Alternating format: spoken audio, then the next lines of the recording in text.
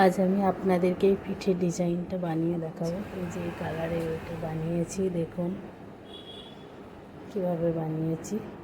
প্রথমে আমি পিছন পাটটার অস্ত্রটা কেটে নিয়েছি, সমান করে নিচ্ছি। নিচেটা এই যে 3 ইঞ্চি, পিছন দিক থেকে একটা দাগ দিয়েছি 3 ইঞ্চি করে। এবার লম্বা করে কেটে নিচ্ছি।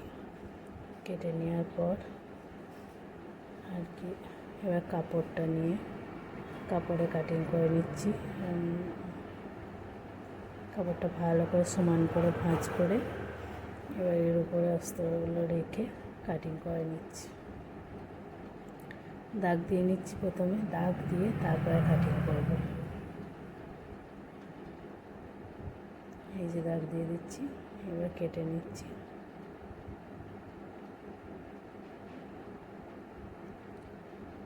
কাটা হয়ে গেছে আমার, মাঝখানটা দিয়ে আবার কেটে নিচ্ছি।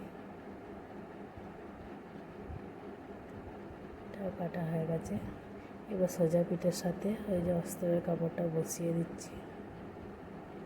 সোজার সাথে মানে ব্লাউজের কাপড়টা সোজা আছে, অস্ত্রটা বসিয়ে দিয়ে নিচে থেকে উপর থেকে 3 ইঞ্চিতে দাগ দিয়ে তারপরে 2 ইঞ্চি দাগ দিয়ে নিচ্ছি।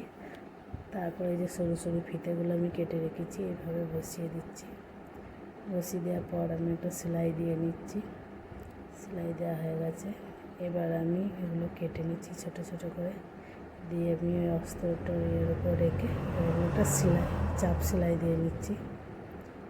চাপ সেলাইটা আবার দিয়ে নিচ্ছি। তারপরে দেওয়া হয়ে গেছে, এবার একটা সেলাই দিয়ে নিয়ে সমান করে নিচ্ছি। এবার দড়িগুলো পরিয়ে দিচ্ছি।